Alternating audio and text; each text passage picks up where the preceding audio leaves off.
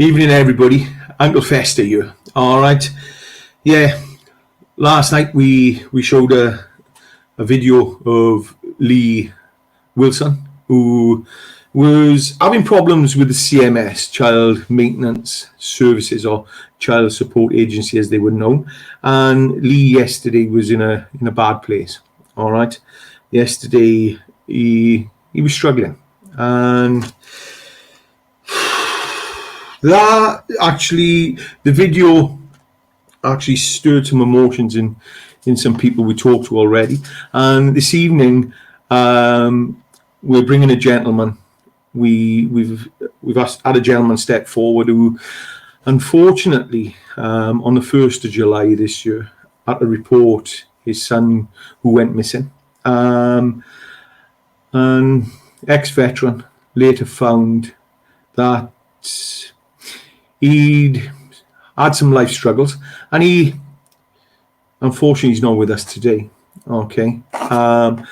And today, Mr. Gavin Briggs, who we have coming on in a minute, and this is the most courageous one I've done, and please excuse me because emotions will be going today. Gavin Briggs, the father of the gentleman, Gavin Briggs, who we've unfortunately lost, is seeking answers. And he's seeking answers to questions and pondering questions which he's come to learn from the CMS.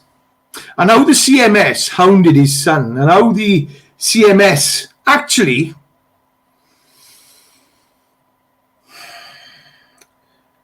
were requesting monies above and beyond what Gavin was already paying.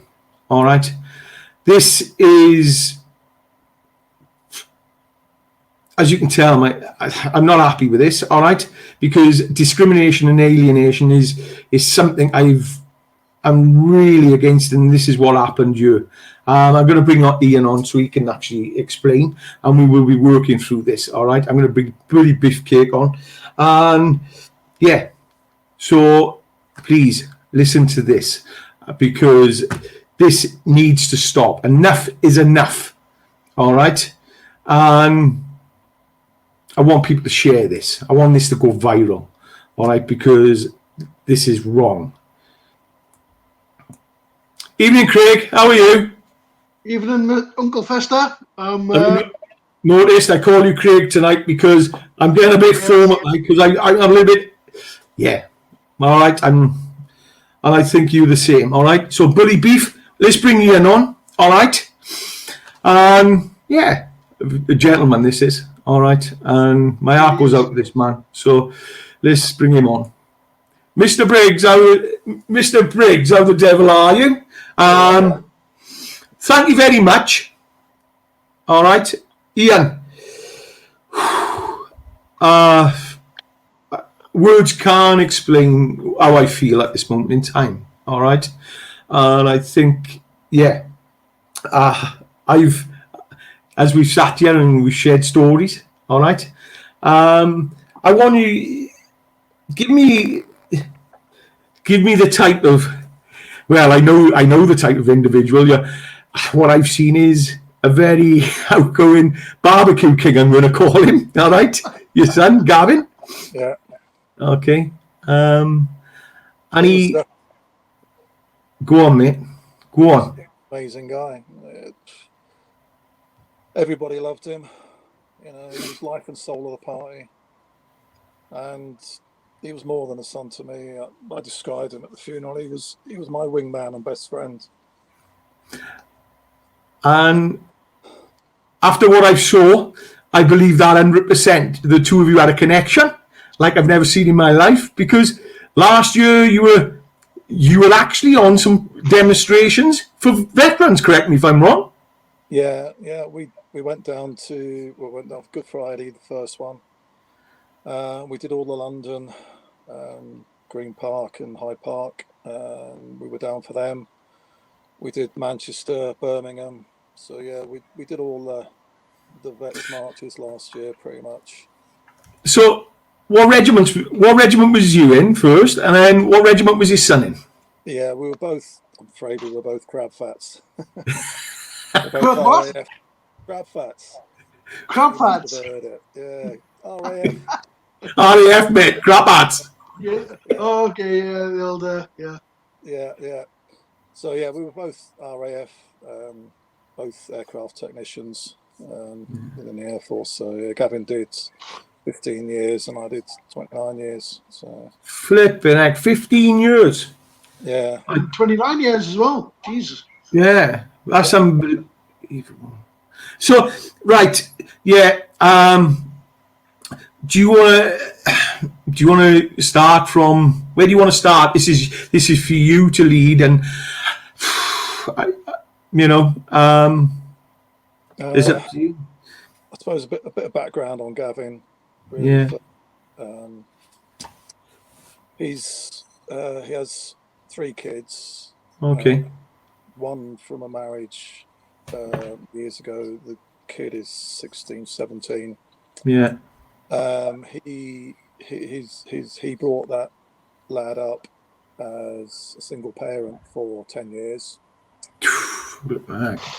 while he was still in the Air Force. So he was quite a good learner, quite a challenge, and that's a remarkable thing. So for the first 10 years, he brought the first child up. So right. So was he getting? So the wife left. So was he getting payments from the wife? No. He didn't get anything from her for that whole period of time. We know, well, we're fairly sure that she was working, but she denied it it was the CSA in those days. She denied it, and no matter how much Gavin chased the CSA, they weren't interested. They just left. Yeah, no, she's not working. Then he never got a penny out of her, basically, in CSA payments for that whole 10 years. Do you know the thing is with this? I'm sorry to interject, but they've got access to HMRC, so they would be able to see. Yeah. And they didn't if do she's doing anything. cash land work, then sorry. Yeah, So not interested. Basically, they told him, we're not interested, because they consider Gavin to be on a reasonable wage. They weren't interested. Makes no difference. Section 1. Sorry, I'm sorry. You got to bow low here. Section 1 of the Child Support Act. That is both parents' responsibility to support their children. yeah. So how long? So he brought up. So what happened? First 10 years, he brought the child up, didn't get no payments, asked for investigations. They ignored him. Yeah. So when Lewis obviously got a teenage thing in his head, he decided he wanted to go and live with his mother. So he, about 3 years ago now, I think it was, he left Gavin and went to live with his mother. Okay. And at that point, Lewis decided he was going to cut his dad out of his life completely, for whatever reasons we don't know, and he cut the rest of Gavin's family out of his life as well. At that point, Gavin and Lewis's mum made a mutual agreement that he would pay £50 a week maintenance. That was just a mutual agreement between the two of them, which went on for a period of time. Yeah. I know that he was making the payments because we've got all his bank accounts. He kept most of his bank statements, so we've got most of them. So we know he was paying it. And for some reason, she decided that she was going to go to the CMS to get payments. Yeah. So at that point, CMS gets involved, and obviously Gavin has to start paying through them. But she denied that Gavin had been paying her any money. She told the CMS that she hadn't been receiving any money from Gavin for Lewis. I know Gavin disputed it because he used to talk to me all the time, but the CMS wouldn't do anything about it. They weren't interested. And he just had to go along with it. There was nothing he could do about it. So anyway, around about that point, Gavin and his current wife had a little boy. Yeah. And when the little boy was around about 1, they split up. Things weren't going right, and they split up. At that point, the 2 ex-wives and the teenage son, for some reason I do not know why, dreamt up child abuse charges against Gavin. So basically, they said that Gavin had been abusing Lewis. Right. It was investigated by the police. He had to be interviewed under caution. The police carried out their investigations and basically cleared Gavin of everything and put it down to 2 vindictive exes trying to cause trouble. The second wife and her father, instead of going through the CMS, decided they were going to take Gavin to court to get money out of him. Okay. They took him to court. They were asking after shitloads of money. They said he owed the dad money and all this sort of stuff, and they were going for crazy amounts of money. Luckily, the court, they awarded basically a court order of £269 a week. Right. For the 2 boys, and that was a court order which it's done through the courts, nothing to do with the CMS. It's done through the court, and Gavin has to pay it through the court. And they should not be able to override. The CMS should not be able to override court order. Yeah, well, I'm coming on to that in a minute, but yeah, he didn't make every payment. He missed a couple. He was a stroppy little git like me, so he did miss a couple. But I've got the bank statements again, and I know that he paid. Well, last year, I know he paid out £15,000 in child maintenance last year. Flipping heck. Yeah, so that's it. That was through the court order and through CMS to the Lewis's mum. So that's 3 kids. For the 3 kids, he paid that much out. And yeah, I can back that up with. I've got a spread. So anyway, he used to talk to me about everything, but I think he stopped talking to me about what was going on with the CMS. I knew there was issues with it, but I didn't realise what they were until after he did what he did. And then we went through all his paperwork, and I dug out 3 letters from the CMS. One dated May last year, one dated earlier this year, and then one that we received days after Gavin passed away. On all 3 letters, the CMS have quoted what his annual income is. Yeah. Was about right. Was around about the 50 grand a year mark. Yeah. Up and down a little bit. Yeah. But they had an additional income figure of £26,000. So they effectively put his income up to £76,000 when it was only around about the £50,000 mark.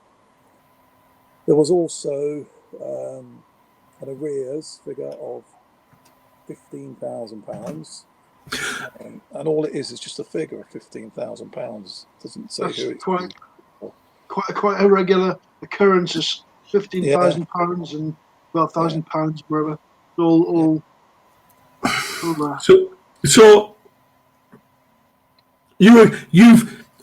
So unfortunately Gavin has taken his life now, and now you were dealing with all the aftermath, and you're looking at these CMS, you're getting these CMS letters, and all of a sudden you've gone, woo, hang on, what's this estimated quote of 26,000 on top of his wage he's earning? Yeah. So what did you do then? Once you've seen that, what did you do? Well, once I sort of sat down and worked all the figures out and got my head round the CMS letters, I phoned the CMS Yeah. And got through to I can't remember his name. Got through to a guy on a desk and started asking him questions. Yeah. He pulled Gavin's file up on a computer screen, and that was the other thing that I twigged while I was going through the figures, is that the CMS was, as well as taking money for Lewis, which is the one kid, they were Yeah. trying to take money for the other two kids through the CMS. And they were quoting figures of around about, it changed on all three letters, but they were around about £1,000 a month. None of them equated to the court order. There was no mention of the court order, and none of them added up to what the court order was. They were nowhere near as much as the court order. So when I sat down and worked it out, it looked like, with what the CMS was expecting him to pay and what he was paying by court order, the CMS were expecting him to fork out £2,669 a month for three kids, which, given his wage, would have left him with £153 a month to survive it. So anyway, I phoned them up and talked to this guy, and he cannot explain any of it. He had no idea where any of these figures were coming from. He was on the phone. They never can. Yeah, but Ian, when you challenge them, sorry, when you challenge the CSA and CMS on arrears, they can never explain where they've come from. They say, no, shut up and pay it. As simple as that. And he couldn't explain the 26 grand. He couldn't explain where that had come from. And when I asked about, are you expecting him to pay this over and above the court order, he didn't have a clue. So he said to me he would get back to me. He would go away, look at it, and get back to me. So then I get a phone call from one of the team leaders within CMS. Yeah. And he asks me if I'm administrator or executor of Gavin's estate. Well, I looked after Gavin's estate. I sorted his estate out because nobody else could do it. Gavin's your child. Yeah, but I'm not his next of kin because he has got boys. I'm not next of kin. I understand that. I understand that. But I'm saying he was your child, Yeah. But they won't talk to me because I cannot get administrator or executor of his estate. It goes to his child. Well, it goes to the child. So ultimately, because they're all minors, it goes to the two ex-wives, which is just craziness. That is, and today so you start to ask all these questions. They can't answer the questions. I take it you asked for an investigation as well. Well, now comes the funny bit. I got a call from somebody within the CMS, and the opening line of the call was, all CMS telephone calls are recorded, this one isn't. And I'm like, that's a bit weird. And then he says, right, he says, I can't answer any of your questions. He says, but read between the lines. What's going on here? So I start talking to him, and I figure out we have a code. We figured out a code. Basically, if I said something to him, like I said to him, I believe this £26,000 extra income is a falsification, and he would reply to me, I'm not going to argue with you. So, and the questions went along that line. I twigged what he was doing. I state what I believe to be true. And if I'm right, he would say, I'm not going to argue with you. But this is a completely unofficial call. And so I know that I'm right. He then hung up, and the team leader phoned me back again. And apparently CMS have started an internal investigation. The last time I tried to get through, I can't get. They won't talk to me now. I can't get through the And they can't filtering line. And they can't talk to you because they use this. You're not the executor of Yeah. of the estate. Yeah, it's all to do with data protection. The crazy thing is, I probably know far more about Gavin than they do. This is the problem you've got with. I just dealt with deceased where I've got my great grandfather's brother, and I become the executor of the will because I had to go through some rigmaroles and I had to be appointed. So I understand. But what really gets me here, Craig, is the two ex-wives. The children are the two ex-wives. You've got the children, and the way this law is set up, it suits them fine because anything they find in an investigation, they can keep away from yourself at the moment. This is the way I'm looking at it. Yeah. Oh, hang on a second. You're on about the CMS investigating themselves. That's like the Russians investigating the Salisbury poisonings. Yeah. Yeah. Yeah. And so I find interesting here, Clive, is the fact that Gavin was trying to get financial support from the CSA when he had custody of his son Lewis. Yeah. And they wouldn't do anything about it.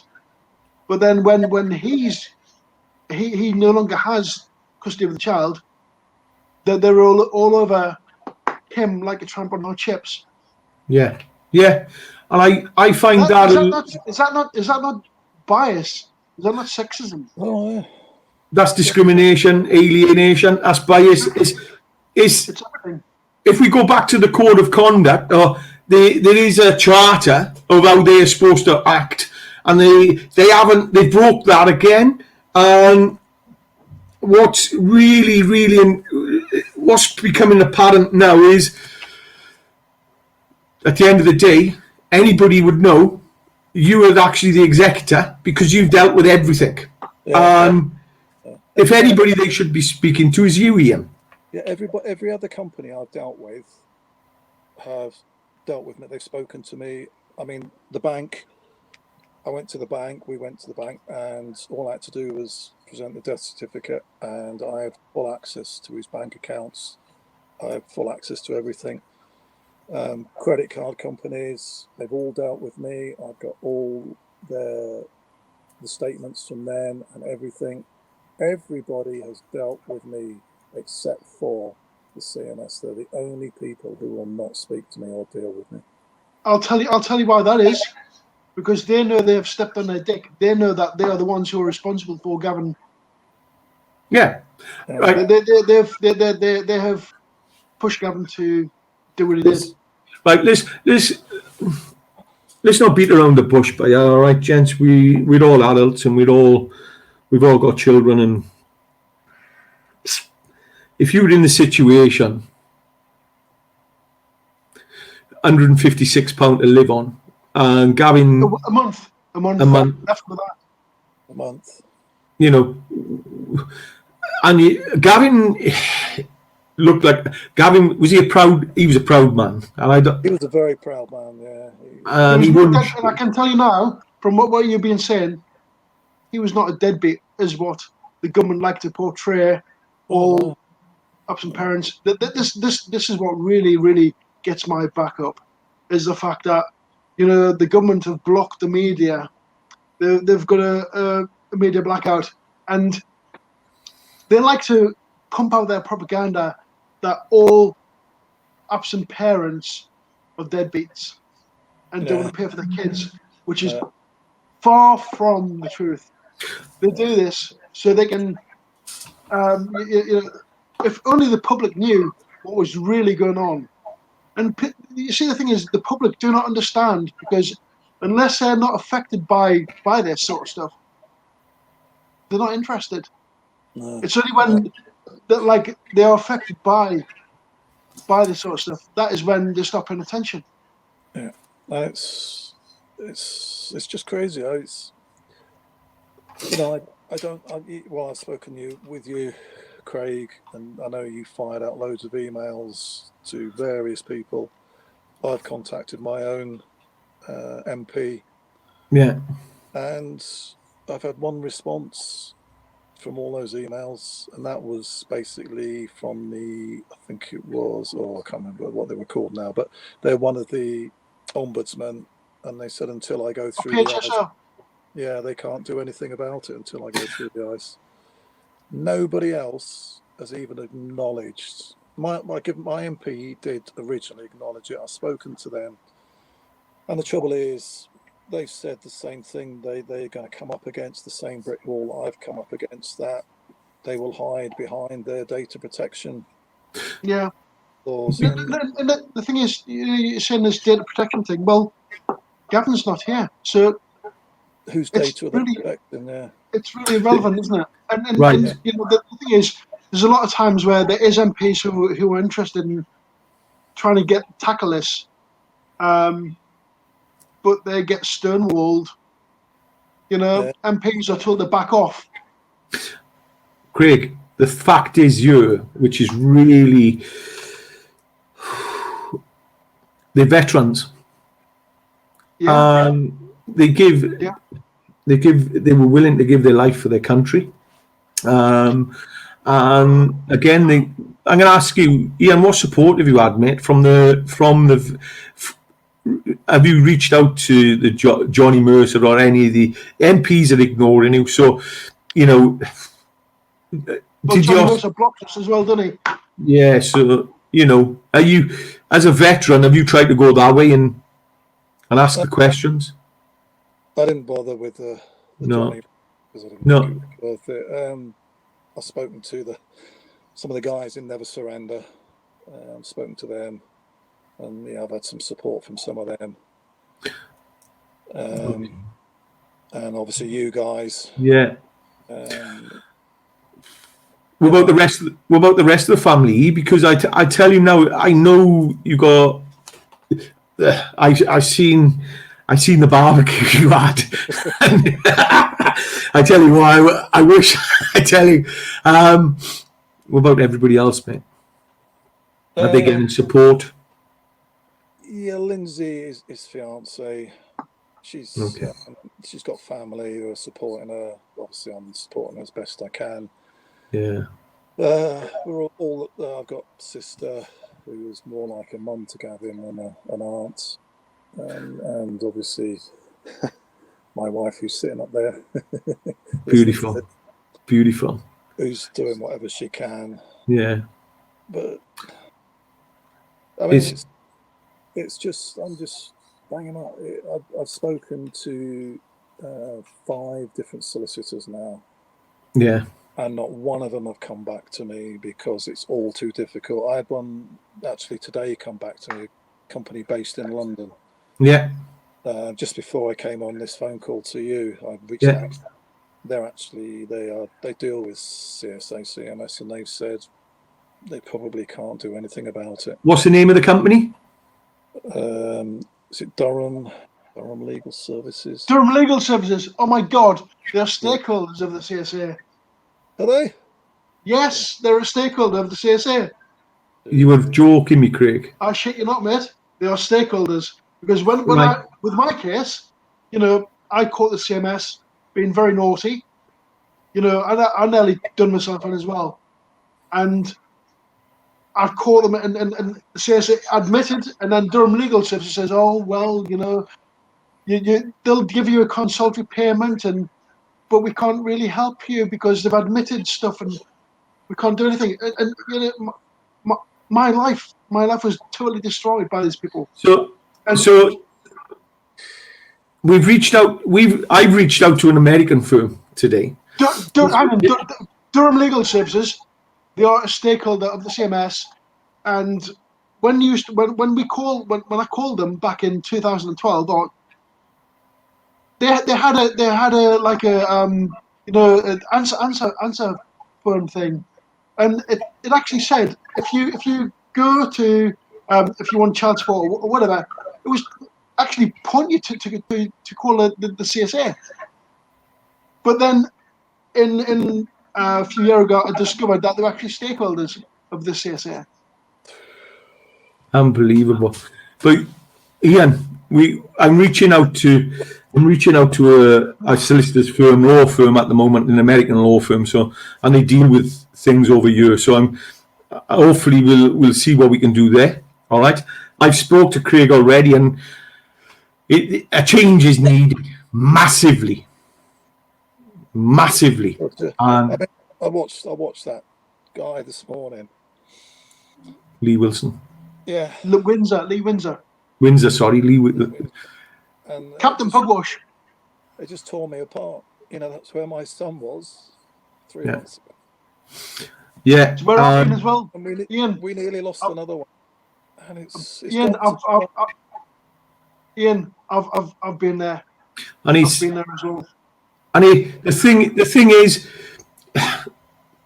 you know, the thing was, Lee actually reached out yesterday, which I know, and if he hadn't have done, he'd be the same place as Gavin. And that's the biggest thing. And what I want to do now, I just want to get this out there, and I want to try and get the people to start backing and start standing up, because, mate, words cannot explain how I feel. I'm angry, and I know you were angry. Angry is an understatement for me to say to you. And I just can't understand why the government, the MPs, and everybody turned their back on this. And this, to me, should be an open investigation, and you should be the point of contact, because potentially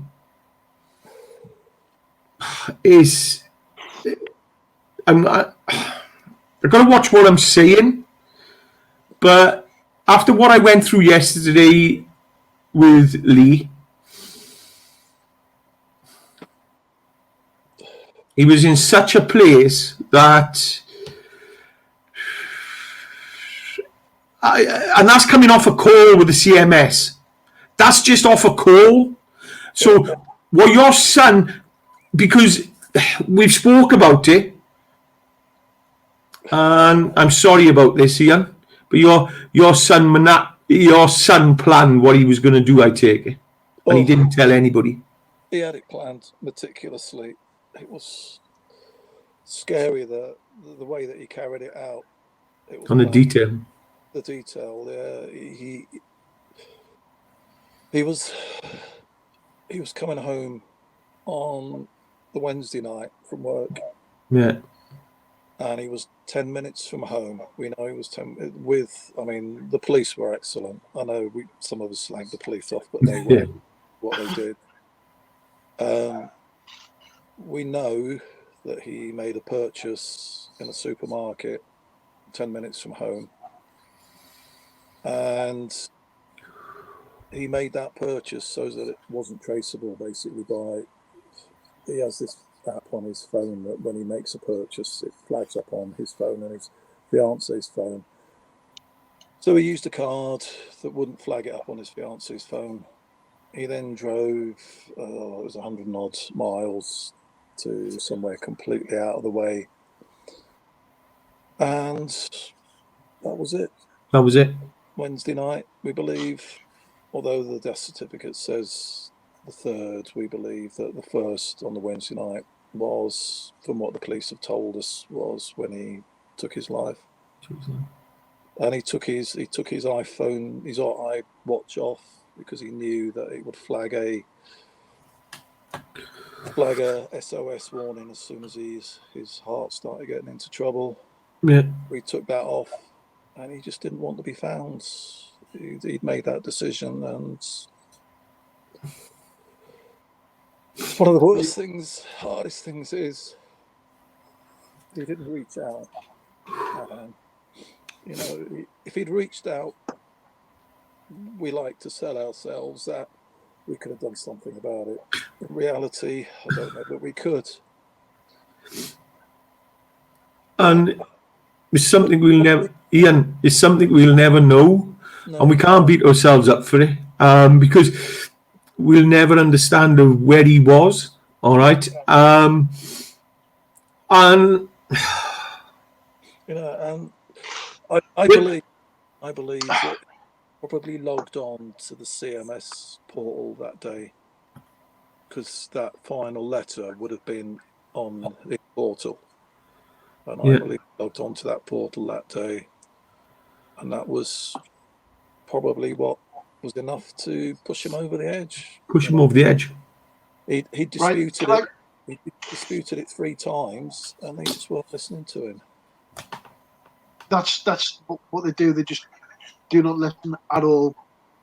And you know, Clive, you've asked me not to go on about law tonight, but what this has done, they've sent him correspondence which has pushed him over the edge.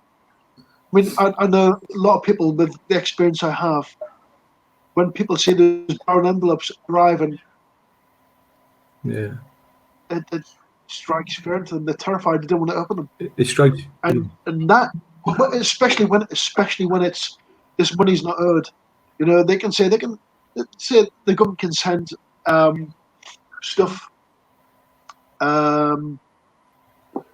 if necessary for national importance and whatever, and child welfare. But the thing is, this stuff here these arrears are fictitious, which we know. And they're sending threatening menacing letters to people, and that is a breach of Article 8 of the Human Rights Act and Article 8 of the European Convention on Human Rights. It's not just the arrears that are fictitious; it's the 26 grand. Oh, I know that it's false accounting. This is financial misconduct. And in all honesty, I'm quite sure these idiots are on bonuses, and they just do anything they want because they believe that they are untouchable, and the government are not holding these people to account. And hang on, please.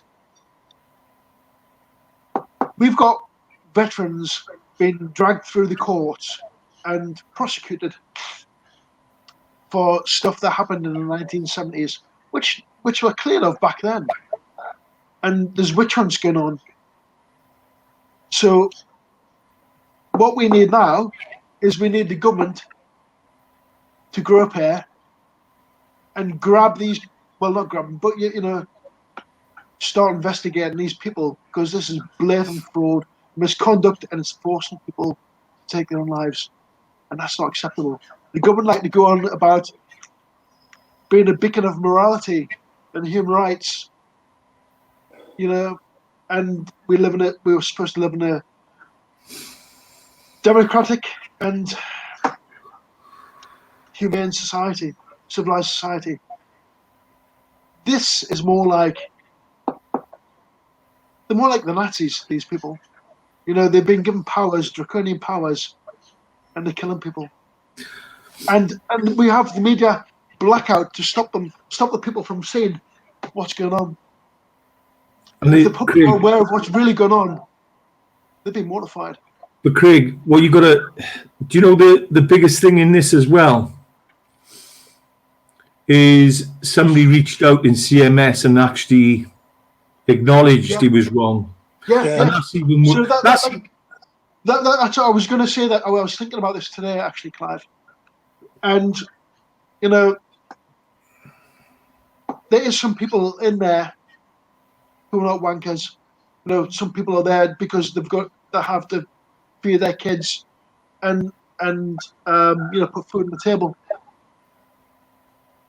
They know what's going on is morally wrong. And I'm going to reach out to you guys. If you want to be a whistleblower, speak with us. Yeah, and that's the biggest thing is, you know, the CMS, anybody out there who works for CMS, you know, we're easily accessible. Please reach out, because this has got to stop. You know it's wrong. It's wrong. It's wrong. Craig, it's criminal. It's criminal. It's criminal. It's criminal. I gotta watch what I'm saying. It is. It is It's murder. corporate manslaughter, Clive. It's Yeah. corporate manslaughter. Simple as that. Corporate manslaughter. So, Ian, if you could give a message to anybody out there tonight, mate, and look, what would the message be, mate, if anybody's going through the same as Lee was going through, or your son? God, for fuck's sake, reach out, because you really don't know what you're going to leave behind. God, reach out to anybody. Just reach out, please. And, And you know, we've got to put a stop to what's going on within the CMS. They've got to be held accountable. You know, everybody in my job, I'm accountable. If anything goes wrong, I end up in jail. Well, that's it. Why these people are being put in prison and they should be the prosecuted? same. They should It should be the same. They should be held accountable, and you can't hold them accountable. I can't get to them. Can't get to who's done anything wrong, and like you say, an internal investigation. yeah, That's like the Russians investigating the Salisbury poisonings. Yeah, even it's going to work. But even the third party investigation, they use all the big investigating companies, Deloitte, PwC, and people like that, but they're all tied to the government. And this is a thing that really, and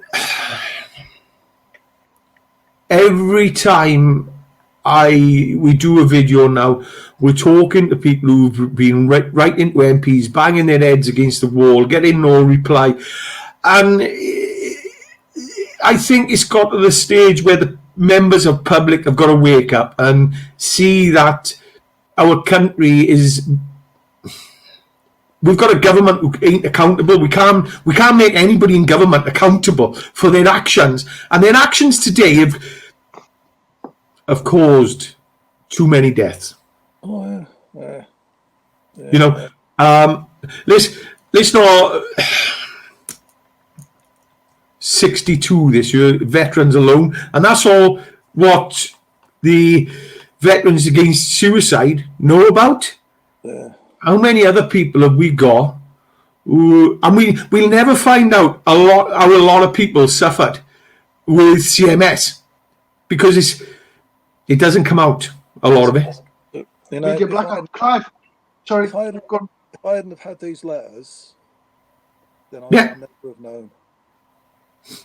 No, and that's fact. If you didn't have the letters and you didn't go through the estate, you wouldn't have known. No. So it would have been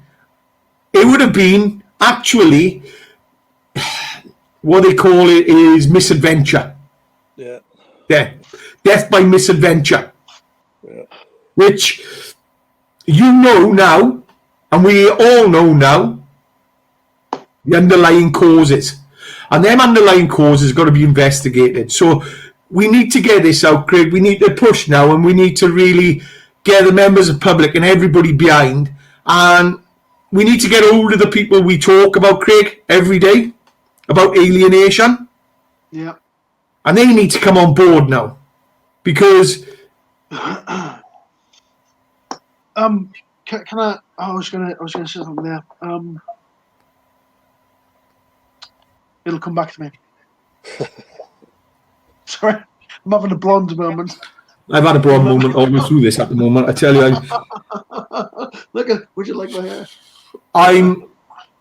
Ian, thank you very much. And I just want to Clive, actually, I've go on remembered. You know, the thing, what really annoys me is that I emailed Johnny Mercer back in 2019, 31st of July 2019, telling him about the CMS and CSA causing mental health problems to our armed forces and veterans. Ben Wallace was copied into this. Suella Braverman, QC, now the Attorney General, Lee Windsor's MP, she's been aware of all this for a long time as well. They've ignored this. And my thing is, had they've taken action when I made them aware of what's going on, and many other people have been making them aware of what's going on, maybe if they had have taken action and investigated the wrongdoing of the CSA and CMS, the financial misconduct that's going on, then maybe Gavin will still be with us now. Would still be with us. Yeah. So really, in my eyes, Mercer and Sula Braverman, they've got blood on their hands. At the moment, a lot of MPs have got, Craig, and I'm going to be honest with you, this is not just going to CMS, this is going to MPs, because the video of Ben Wallace, is it Ben Wallace, your MP, who spoke out? My MP? Who's the MP who spoke out? Oh, that was Jimmy Stone. Jimmy Stone. Yeah. All right. And the thing is, on that video, right, what you see, he used the content of my email where I sent to Johnny Mercer back in 2019.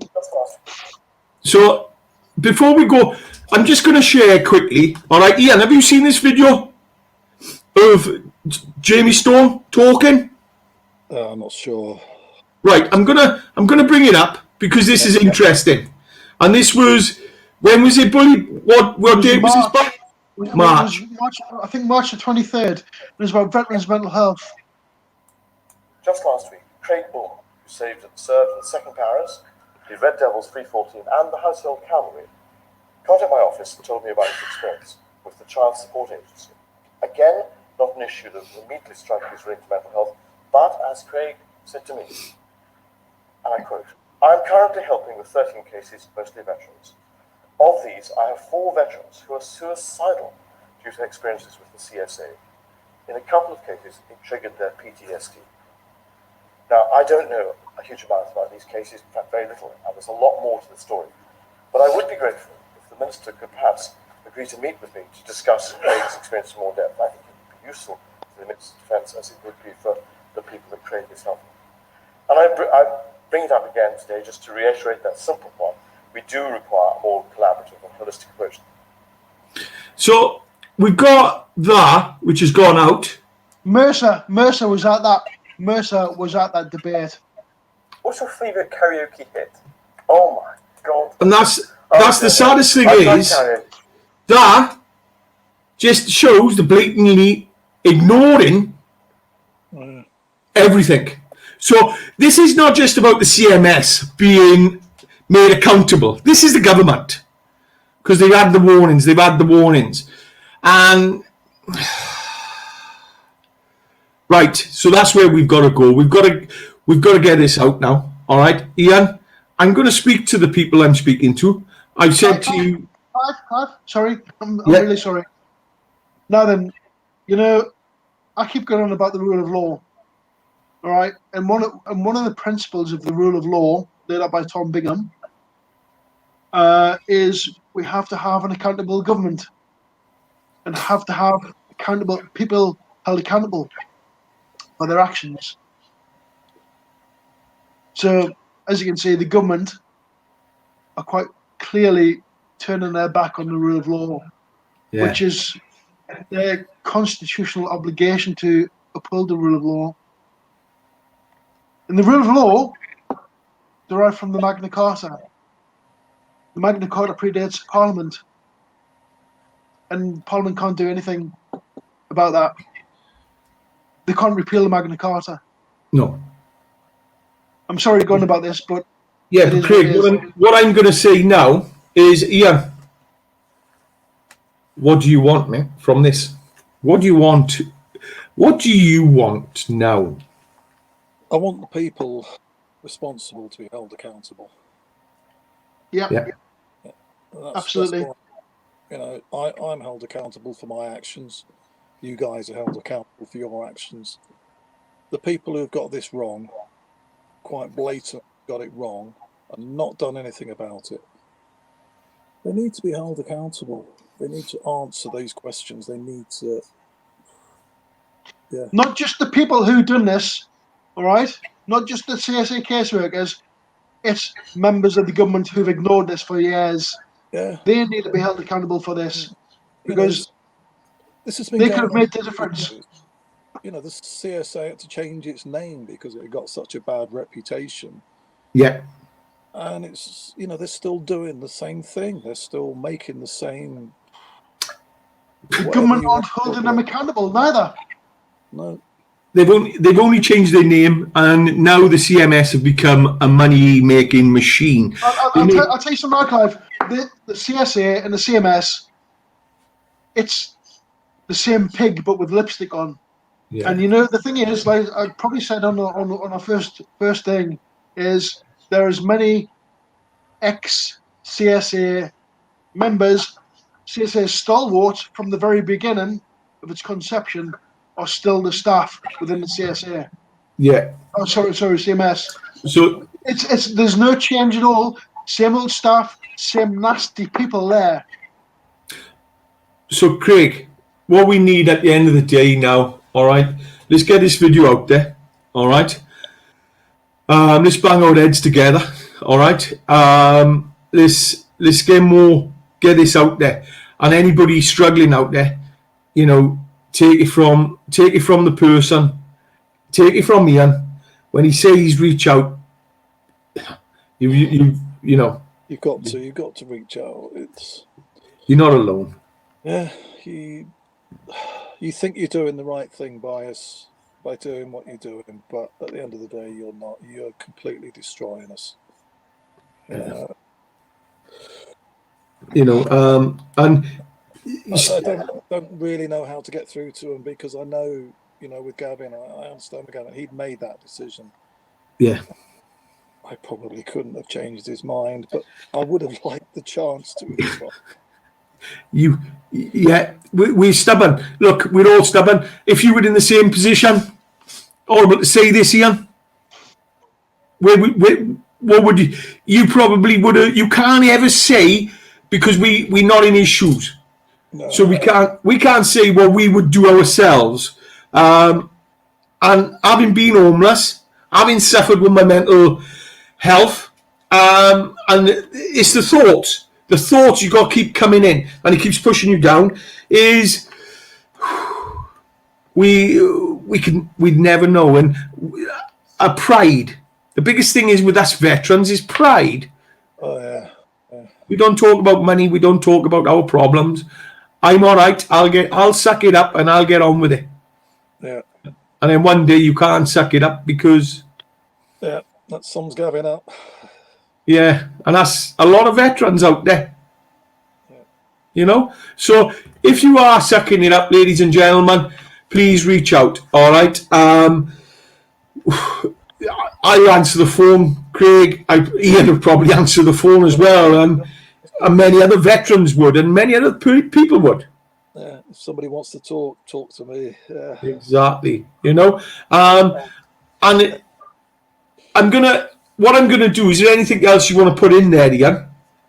No, I think I'm had enough for tonight. I think we've had a good hour there. Craig, how are you feeling? But there's a lot to take in there. You all right? All right. So I'm going to say good night. All right. Craig, Ian, do you want to? Yeah. Good night. Last words on you, but. Last words on me. Reach out. Please. Definitely. Please reach out. Good night. Good night.